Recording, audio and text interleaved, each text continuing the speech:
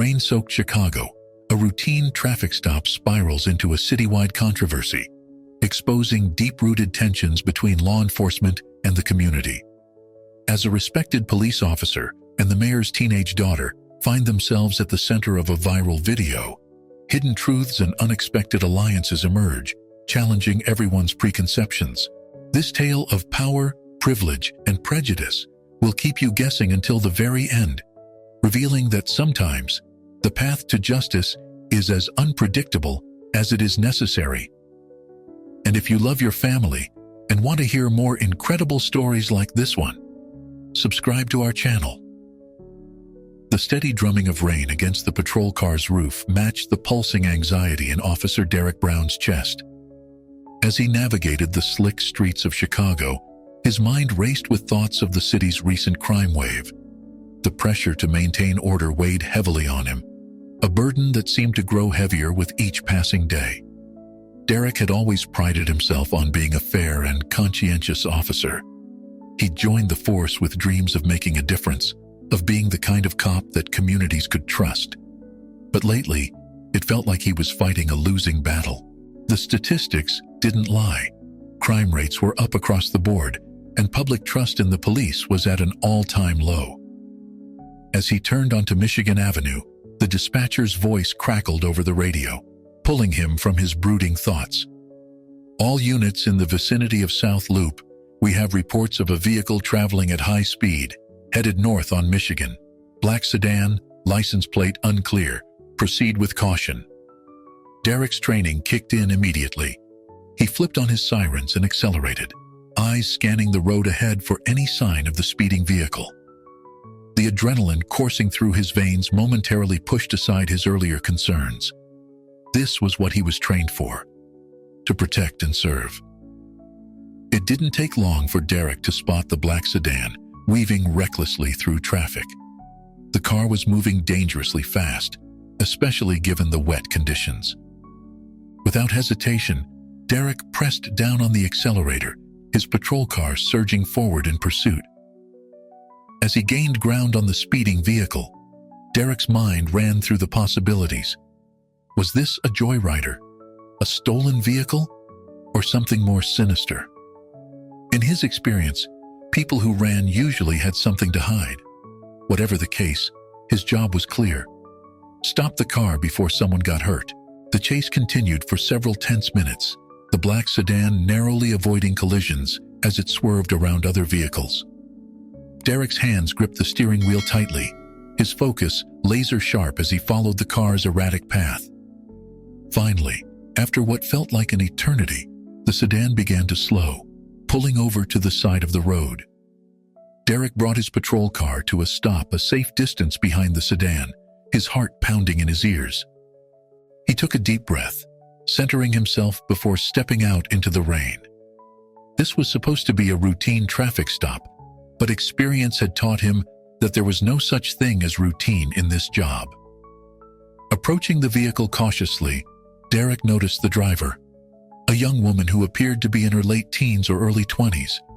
She seemed visibly nervous, her hands shaking slightly as she gripped the steering wheel. Derek tapped on the window, gesturing for her to roll it down. "License and registration, please," he said firmly but calmly, trying to project an air of authority without being overly aggressive. The young woman fumbled in her purse, eventually producing the requested documents. As Derek reached for them, he couldn't shake the feeling that this traffic stop was about to become anything but ordinary. As Derek's eyes scanned the driver's license, a jolt of recognition shot through him.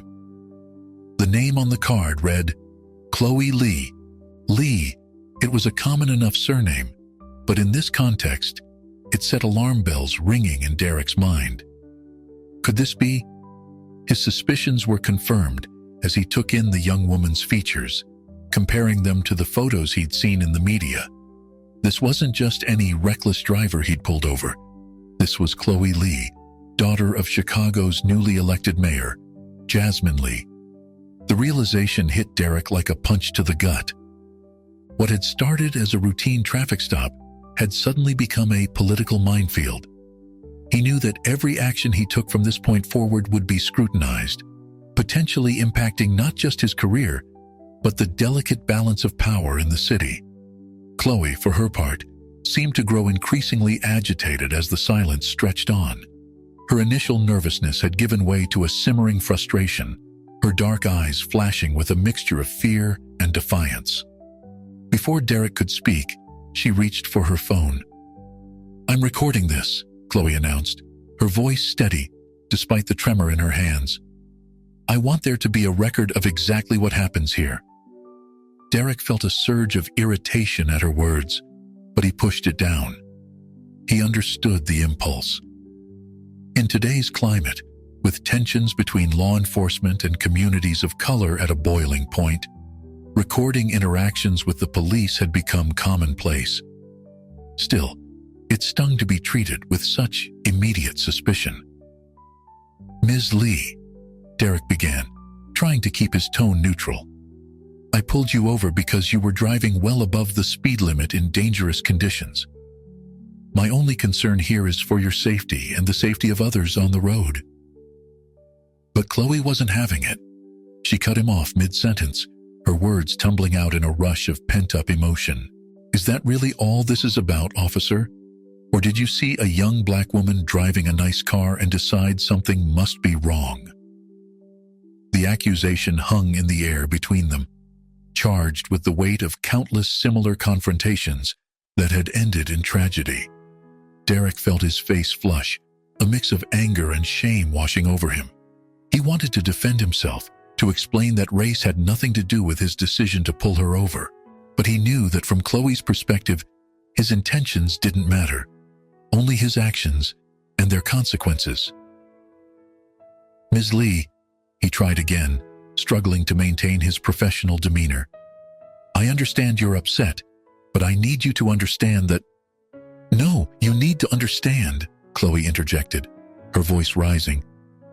"Do you have any idea what it's like to constantly be viewed as a threat? To know that any interaction with the police could end with you becoming another hashtag?" Derek fell silent, the weight of her words sinking in. He'd had diversity training, had even prided himself on being one of the good cops. But faced with the raw emotion in Chloe's voice, he realized how much he still had to learn. As the rain continued to fall around them, Derek and Chloe found themselves at an impasse. What had begun as a simple traffic stop had become a microcosm of the larger issues plaguing their city, and neither of them knew how to bridge the divide. The video of Chloe Lee's confrontation with Officer Derek Brown spread across social media like wildfire. Within hours, it had been viewed millions of times, sparking heated debates in comment sections and living rooms across Chicago and beyond.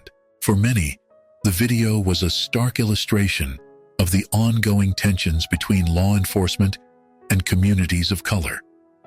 Chloe's impassioned words resonated with those who had experienced similar encounters, while others saw it as an example of disrespect towards authority figures.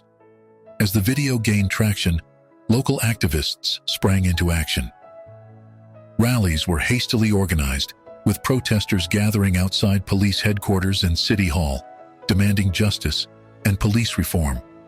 Signs bearing slogans like "Black Lives Matter" and "Defund the Police" filled the streets as chants echoed through the city's canyons of steel and glass. In the mayor's office, Jasmine Lee received the news of her daughter's viral encounter with a mixture of concern and frustration. As both a mother and a public figure, she found herself in an impossible position. Her instinct was to rush to Chloe's defense, to speak out against the systemic issues that had led to this confrontation. But as mayor, she knew she had to consider the broader implications of her actions. Jasmine's advisors urged caution, warning that any statement could be seen as taking sides. Some suggested distancing herself from the incident, treating it as a private matter. Others argued that this was an opportunity to address the long-standing issues of police reform and racial justice that had been central to her campaign. As she wrestled with her decision, Jasmine couldn't help but think of the promises she'd made during her campaign. promises to bridge the divide between law enforcement and the community, to create a more equitable Chicago for all its citizens. Now, those promises were being put to the test in the most personal way possible. Meanwhile, at the police department, Derek Brown found himself at the center of a storm. His colleagues were divided in their reactions. Some offered words of support, assuring him that he'd done nothing wrong. Others kept their distance, wary of being associated with the controversy. Derek's superiors called him in for a series of tense meetings. They grilled him on every detail of the encounter, looking for any misstep that could be used to placate the angry public. Derek maintained that he had followed proper procedure, but the doubt began to creep in. Had he unconsciously profiled Chloe? Would he have reacted differently if she had been white? As the days wore on, the pressure began to take its toll. Derek found himself second-guessing every decision, every interaction. The job he'd once loved now felt like a minefield, with potential controversy lurking around every corner. On the other side of the city, Chloe Lee was grappling with her newfound notoriety. Her phone buzzed constantly with messages of support from friends and strangers alike. Activist groups reached out, eager to have her speak at rallies and share her story. But along with the support came criticism. Online trolls attacked her character, accusing her of playing the race card and disrespecting the police. Some even targeted her mother, questioning Jasmine's ability to lead the city if she couldn't control her own daughter. Chloe had never intended for her video to go viral. She'd acted on instinct, driven by years of pent-up frustration and fear. Now she found herself thrust into the spotlight, expected to be a voice for her generation in the ongoing struggle for racial justice. As the controversy continued to swirl, one thing became clear. This incident had touched a nerve, exposing the deep-seated tensions that had long simmered beneath the surface of Chicago's polished facade. For better or worse, Chloe Lee and Derek Brown had become the faces of a conflict that extended far beyond their brief encounter on that rainy night. The sleek conference room in City Hall buzzed with tension as Mayor Jasmine Lee sat at the head of the table, surrounded by her closest advisors. The weight of the situation was etched on her face, her usual confident demeanor replaced by a look of deep concern. "We need to address this head-on," insisted her communications director, sliding a drafted statement across the polished wood. "The longer we stay silent, the more it looks like we have something to hide." Jasmine skimmed the carefully worded statement, her frown deepening with each line. It was politically safe, expressing concern for all parties involved without taking a firm stance. But it felt hollow, disconnected from the raw emotion of the situation. "This isn't just about optics," Jasmine countered, pushing the paper away. "This is about my daughter, about the very issues I campaigned on. We can't treat this like just another PR crisis." Her chief of staff leaned forward, his voice low and urgent. "Madam Mayor, I understand your personal connection to this, but we have to think about the bigger picture. Your response could define your entire administration. We need to tread carefully." Jasmine stood, pacing the length of the room.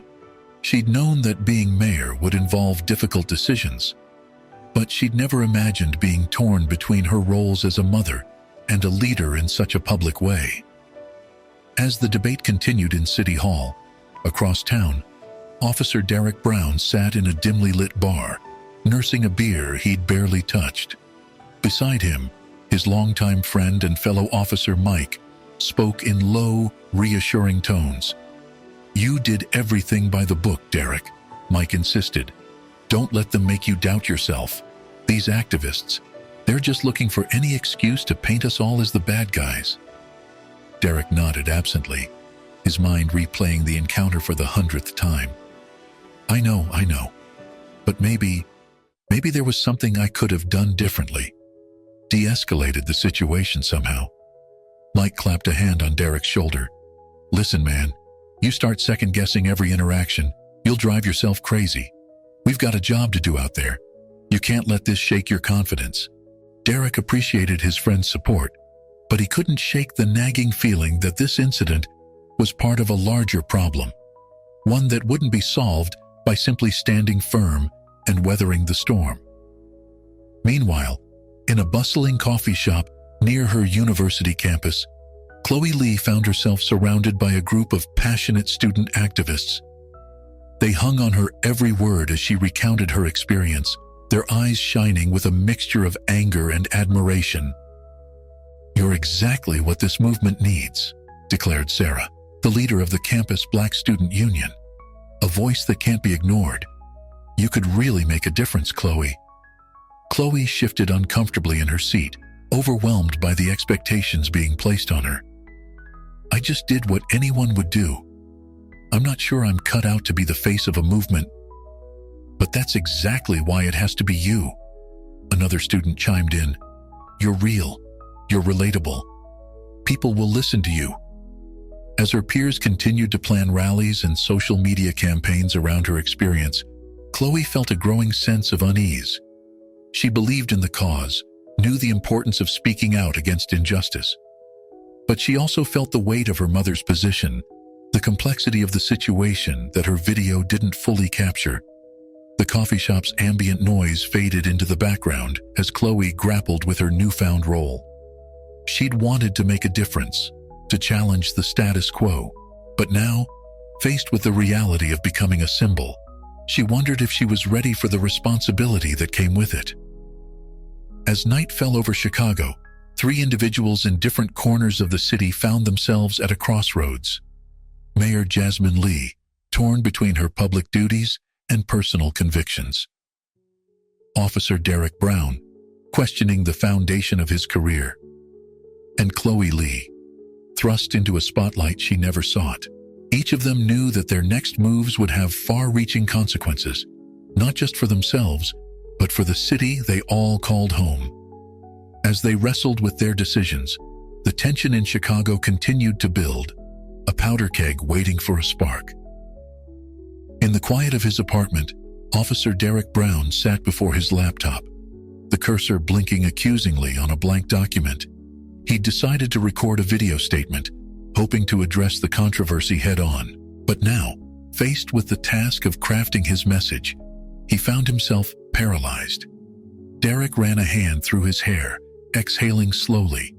He knew he needed to strike the right tone, apologetic without admitting wrongdoing, firm but not defensive. The wrong word choice could fan the flames of outrage, or, worse, be seen as insincere.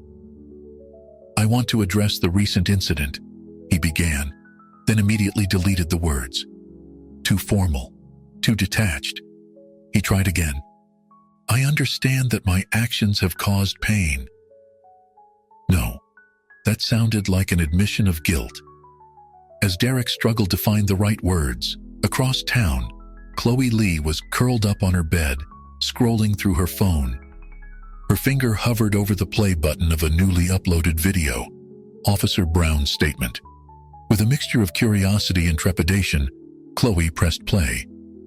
As Derek's face filled her screen, she felt a surge of conflicting emotions. Part of her wanted to dismiss his words outright, to cling to her anger. But another part, the part that had always believed in the possibility of change, urged her to listen. Derek's voice, slightly strained but earnest, filled her room. "I want to express my deep regret for how our interaction unfolded. While I maintain that my initial actions were in line with standard procedure, I recognize that the situation escalated in a way that left you feeling targeted and unsafe. That was never my intention." Chloe's brow furrowed as she continued to watch. She could sense Derek's discomfort, his struggle to bridge the gap between them. It was clear he was trying, but something about the carefully chosen words felt hollow. As the video ended, Chloe tossed her phone aside, feeling more conflicted than ever. She appreciated Derek's attempt to address the situation, but it didn't erase the fear and frustration she'd felt that night. And now, with the eyes of the city on her, she felt the pressure to respond, to shape the narrative. But how? A bitter retort would only widen the divide. Accepting his apology might be seen as letting the system off the hook. The complexity of the situation weighed heavily on her, making her long for the simplicity of life before that fateful traffic stop. Meanwhile, in the bustling newsroom of the Chicago Tribune, a young reporter named Alex Zhang leaned back in his chair, a satisfied smirk playing on his lips. On his screen was a copy of Derek's video statement, a full hour before it was meant to be released. "Got it," Alex called out to his editor. "Brown's apology video. It's going to break the internet." Within minutes, the video was uploaded to the Tribune's website, accompanied by Alex's biting analysis. The article highlighted every awkward pause, every carefully chosen word, framing Derek's statement as a desperate attempt at damage control rather than a genuine apology. As news of the leaked video spread, the reaction was swift and fierce. Social media exploded with hot takes and memes, each side of the debate finding ammunition for their arguments in Derek's words. At the police department, Derek's phone buzzed incessantly with notifications. His heart sank as he realized his statement had been leaked before he could properly prepare. Colleagues sent messages ranging from supportive to critical, while his superiors demanded an immediate meeting. The pressure on Mayor Jasmine Lee intensified as well. Her phone lit up with calls from city council members, community leaders, and the press, all demanding a response to the latest development. Jasmine found herself once again torn between her role as a mayor and her instincts as a mother. In her office, surrounded by anxious advisors, Jasmine made a decision. "We need to get ahead of this," she declared. "Set up a press conference. It's time we address this situation directly." As her team scrambled to arrange the press conference, Jasmine took a moment to call her daughter. "Chloe," she said softly, "things are about to get more complicated. Are you ready for this?" On the other end of the line, Chloe took a deep breath. The gravity of the situation was sinking in.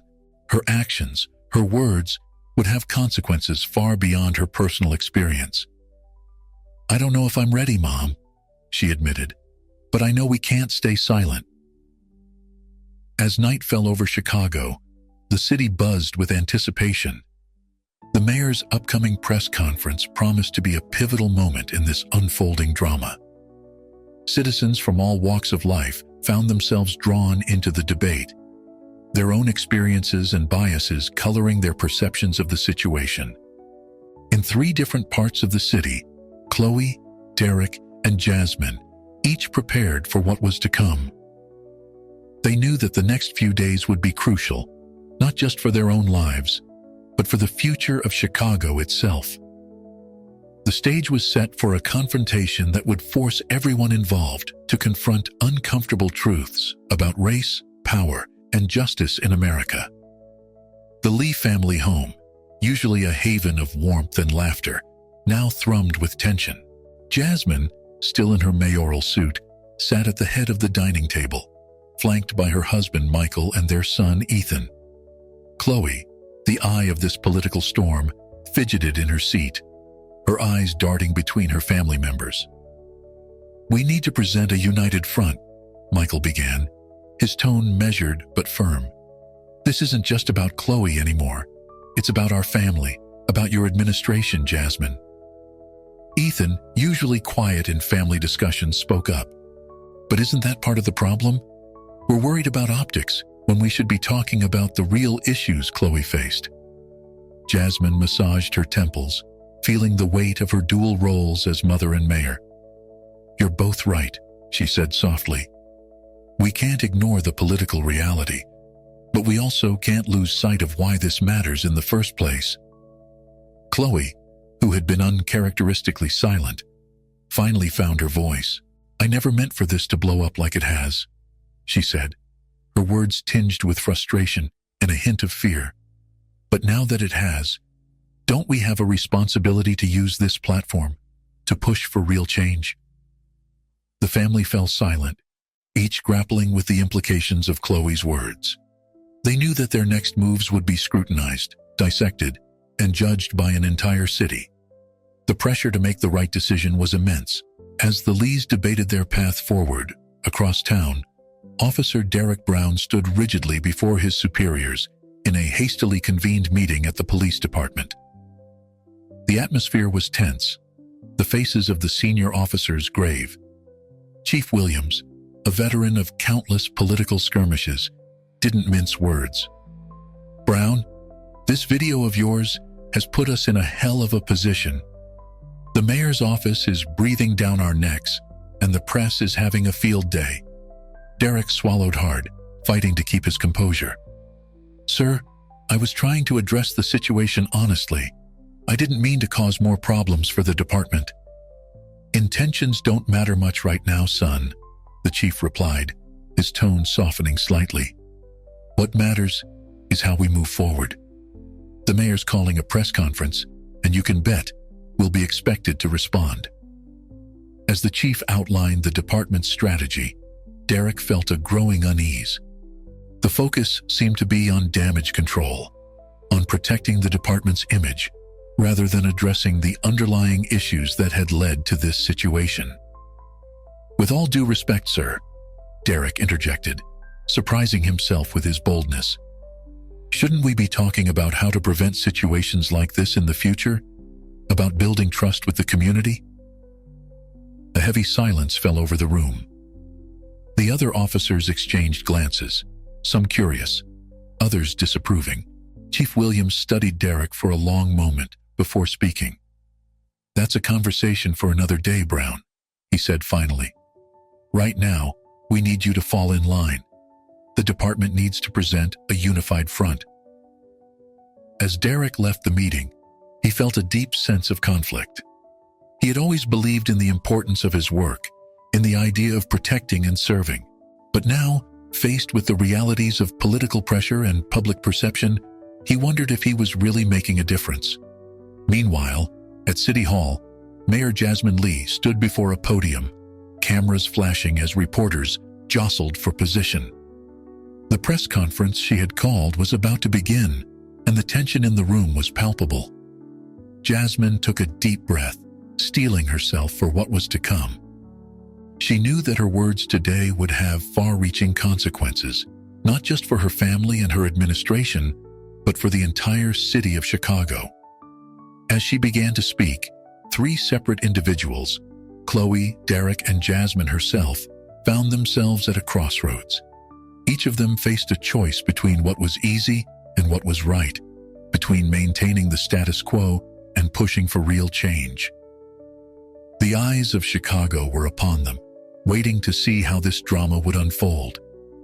Little did they know that the true test of their convictions was yet to come. The press room at City Hall buzzed with anticipation as Mayor Jasmine Lee approached the podium. Camera shutters clicked rapidly, and reporters leaned forward, pens poised over notepads. Jasmine took a moment to survey the room, her gaze steady and determined. "Good afternoon," she began, her voice clear and unwavering. "I stand before you today, not just as the mayor of this great city, but as a mother, a citizen, and an advocate for justice." As Jasmine spoke, her words carried the weight of personal experience and political responsibility. She addressed the incident involving her daughter head-on, acknowledging the pain and frustration felt by many in the community. "What happened to Chloe is not an isolated incident," Jasmine continued, her voice gaining strength. "It is a symptom of a larger problem that has plagued our city, and indeed, our nation, for far too long. The time for incremental change has passed. We need comprehensive reform in our police department and in our approach to community relations." The room fell silent as the impact of her words sank in. Jasmine was going beyond the expected political platitudes, committing herself and her administration to concrete action. Just as she was about to outline her proposed reforms, a commotion erupted at the back of the room. A group of protesters, having somehow gained access to the press conference, began chanting loudly. "No justice, no peace," they called out, their voices rising above the startled murmurs of the press corps. Signs were raised, bearing slogans demanding immediate action and accountability. For a moment, chaos reigned in the usually orderly press room. Security personnel moved to intervene, but Jasmine held up a hand, stopping them. She stood silently at the podium, watching the protesters with a mixture of surprise and understanding. As the chants continued, Jasmine made a split-second decision. Instead of having the protesters removed, she addressed them directly. "I hear you," she said, her voice cutting through the noise. "And I agree. The time for empty promises is over. Let's talk, really talk, about how we can make meaningful change." The unexpected response caught everyone off guard. The protesters' chants faltered, replaced by a buzz of confusion and curiosity. Reporters scrambled to capture this unscripted moment, sensing that they were witnessing something unprecedented. Across town, Chloe Lee watched the press conference unfold on her laptop, her emotions swirling. Pride in her mother's courage, warred with frustration at the system that had made such a statement necessary. As she saw the protesters interrupt, a part of her wanted to be there, to add her voice to theirs. But another part of her recognized the complexity of the situation. She saw the strain on her mother's face, the weight of responsibility she carried. Chloe realized that real change would require more than just loud voices and demands. It would take dialogue, understanding, and hard work. Meanwhile, in the break room of his precinct, Officer Derek Brown watched the same press conference with a group of fellow officers. The room was tense, opinions divided. Some nodded in agreement with the mayor's words, while others grumbled about political pandering. Derek found himself somewhere in the middle, torn between his loyalty to the force and his growing awareness of the need for change. As he watched Mayor Lee handle the protesters with grace and openness, he felt a glimmer of hope. Maybe, just maybe, there was a path forward that could bridge the divide between the police and the community. As the press conference concluded, its unexpected turns dominating the news cycle, the city of Chicago found itself at a crossroads. Mayor Jasmine Lee had laid her cards on the table, committing to reform in a way that few had anticipated. The question now was whether the city, its politicians, its police force, and its citizens was ready to do the hard work of turning words into action. For Chloe, Derek, and Jasmine, the journey was far from over. Each of them had been changed by the events of the past few days, their perspectives shifted, their resolve tested. As night fell over the city, they each found themselves contemplating the role they would play in the changes to come. The stage was set for a new chapter in Chicago's history, but as with any story of real change, the hardest part was yet to come. The morning sun had barely risen over Chicago's skyline when Officer Derek Brown's phone buzzed with an urgent message. His heart sank as he read the text from his partner. New video surfaced. "It's bad, Derek. Check the news." With trembling fingers, Derek pulled up a local news site. The headline screamed at him, "Exclusive. New footage shows Officer Brown in controversial encounter with black citizen." The video, captured by a bystander's smartphone, showed Derek in a heated argument with a young black man during a routine stop. Though the audio was muffled, Derek's body language appeared aggressive, his hand hovering near his weapon. As he watched the footage, memories of that day came flooding back. It had been a tense situation, a misunderstanding that had quickly escalated. Derek had managed to de-escalate without violence, but the video didn't show that part. It only captured the worst moment, frozen in time, and now spread across the internet for all to see. Across town, Mayor Jasmine Lee's morning was interrupted by a flurry of urgent calls. Her advisors were in panic mode, warning that this new video could derail all their efforts at reform. The press was demanding comments, and community leaders were calling for immediate action. Jasmine felt the weight of her office pressing down on her. She had staked her reputation on promises of transparency and accountability. Now, those promises were being put to the test in the harshest possible way. With a heavy heart, Jasmine made a decision. "Call a meeting," she instructed her chief of staff. "I want every community leader, every police representative, every stakeholder in that room. We're going to address this head-on." As word of the meeting spread, tensions in the city reached a boiling point. Protesters gathered outside City Hall, their chants echoing through the streets. Police officers closed ranks, wary of public backlash. Caught in the middle were ordinary citizens, watching with a mixture of anger, fear, and hope as their city grappled with its demons. Chloe Lee found herself thrust back into the spotlight. As the daughter of the mayor and the catalyst for the initial controversy, reporters clamored for her reaction to the new video.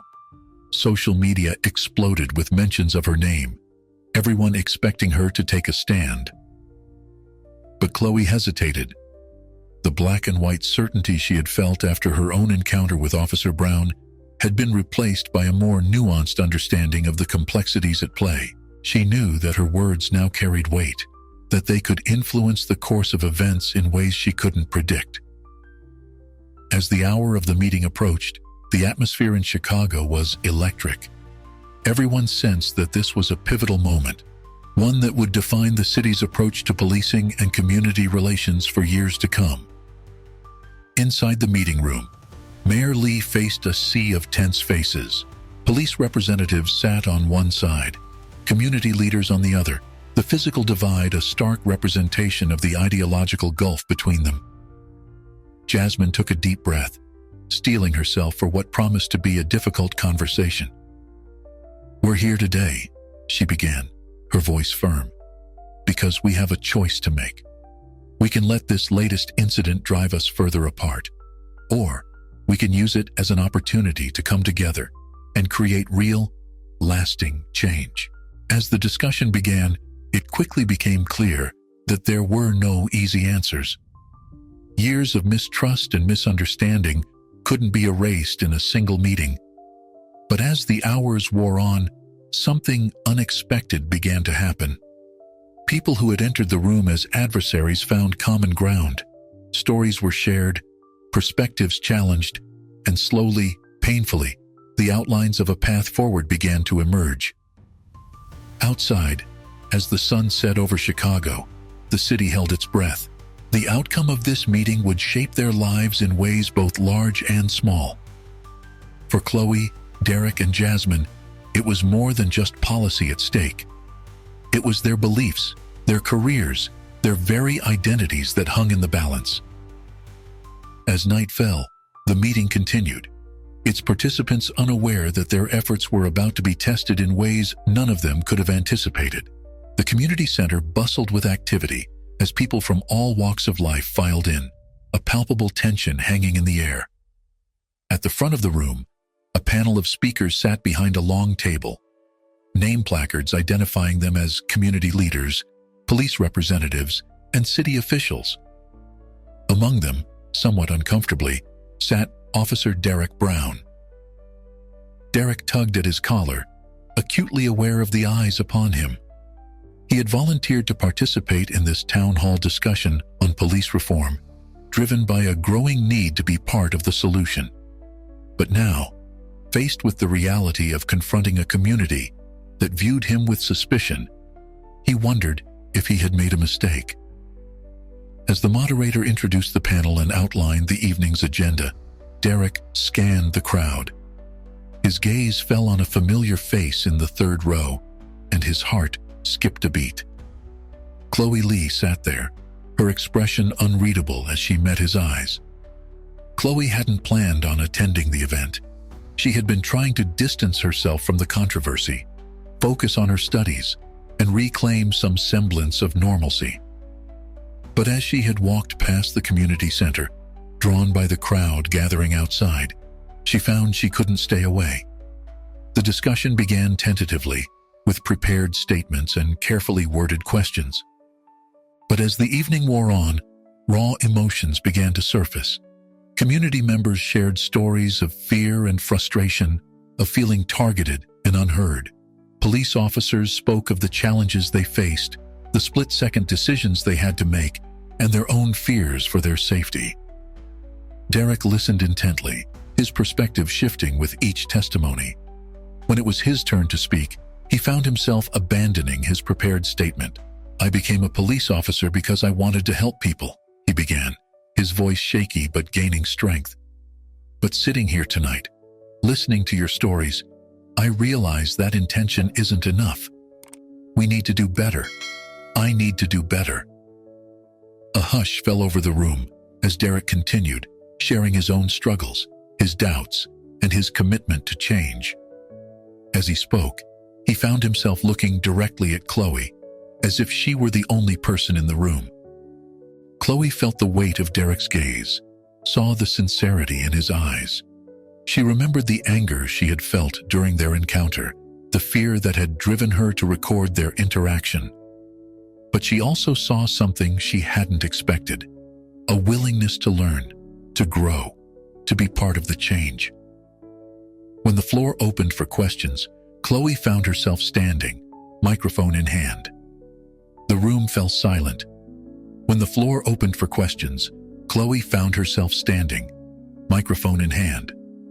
The room fell silent, all eyes turning to her. Derek's breath caught in his throat as he realized who was about to speak. "Officer Brown," Chloe began, her voice steady despite her racing heart. "That night, when you pulled me over, I was terrified, not just of you, but of what you represented, a system that I've been taught to fear. My question is, how can we bridge this gap? How can we build trust when there's so much history, so much pain between us?" The room hung on every word, the tension palpable. Derek took a deep breath, aware that his answer could either widen the divide or begin to build a bridge. "Chloe," he responded, deliberately using her first name, humanizing their interaction. "I can't undo centuries of injustice or erase the valid fears that exist in our community. What I can do, what we as officers must do, is acknowledge that pain, listen to your experiences, and commit to change.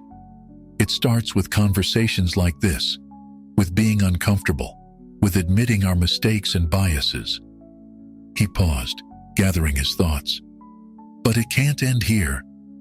We need concrete actions, better training, more community involvement in policing, real accountability. And we need your help to do it right." As Derek spoke, something shifted in the room.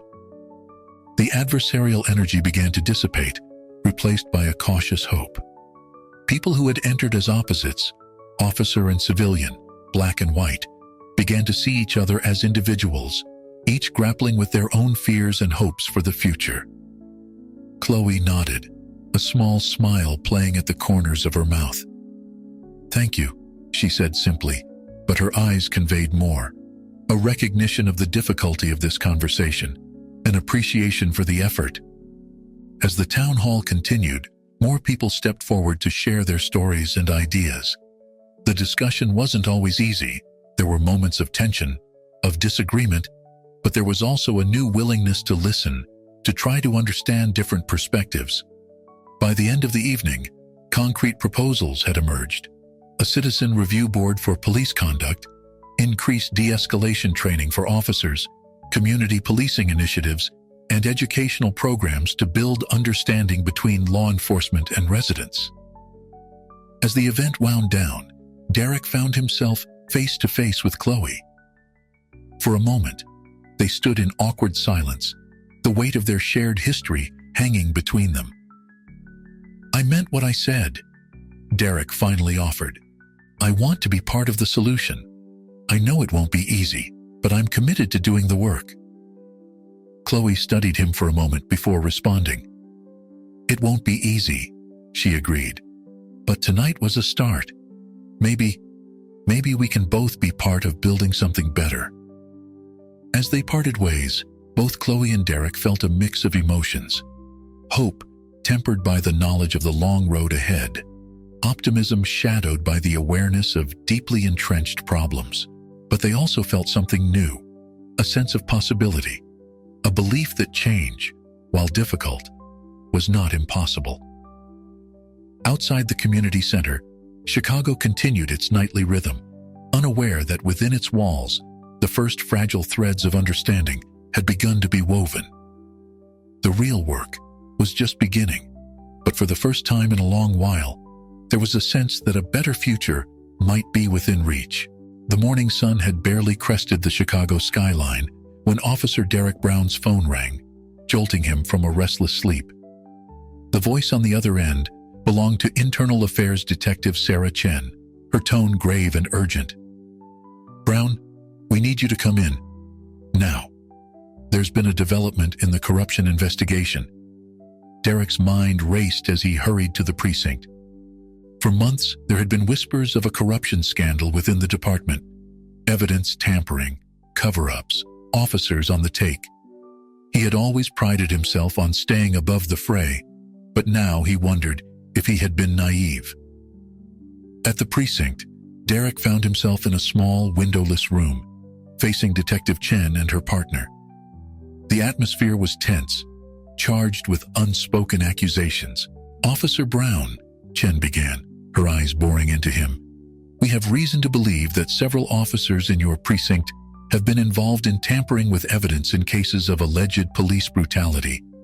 We need to know what you've seen, what you've heard." Derek felt as if the floor had dropped out from under him. He thought of the recent controversies, of Chloe Lee's video, of the town hall meeting where he had promised to be part of the solution, and he thought of the times he had turned a blind eye to questionable behavior from his fellow officers, telling himself it wasn't his business. In that moment, Derek made a decision that would change everything. "I'll tell you what I know," he said, his voice barely above a whisper.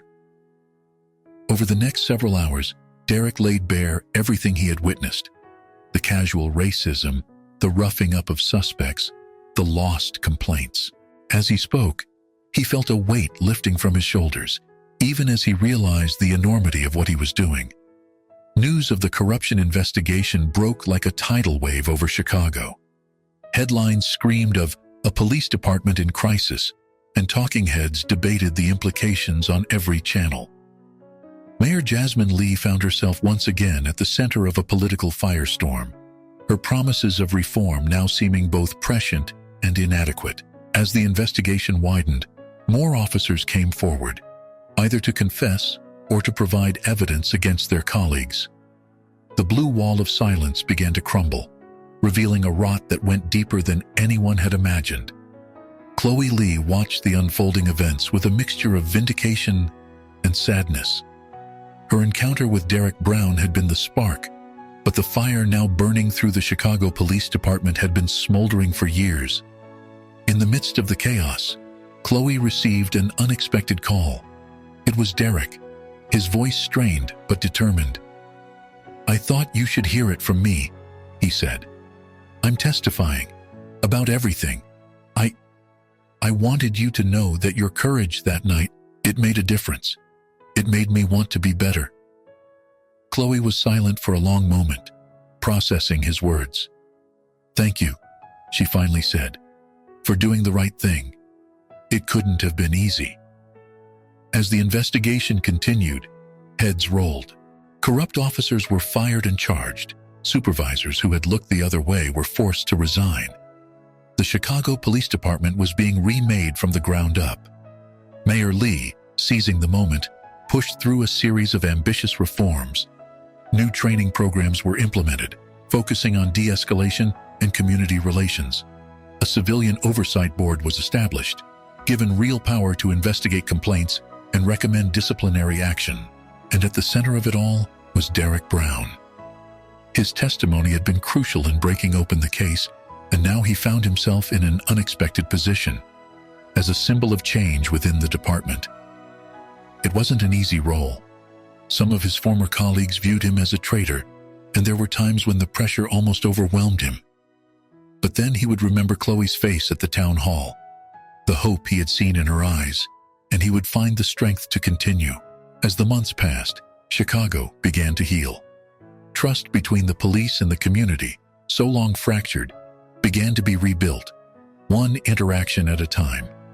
It was a slow process, marked by setbacks and moments of tension, but it was progress. 1 year after the fateful traffic stop that had started it all, Chloe Lee stood at a podium, addressing a crowd gathered to celebrate the implementation of the new reforms.